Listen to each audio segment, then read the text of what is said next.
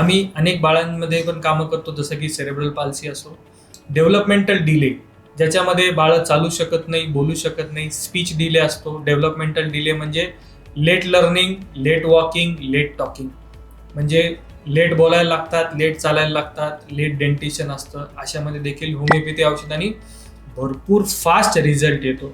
सोबतच दुसरे आजार असतात लहान बाळांमध्ये.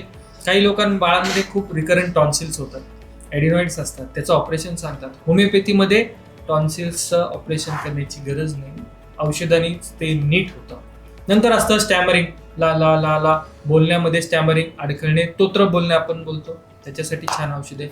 बेड वेटिंग सांगितलं. पोटामध्ये जर वर्म्स असले, डिवर्मिंग औषध आहेत. अक्यूटसाठी पण होमिओपॅथीमध्ये खूप छान औषधं असतात.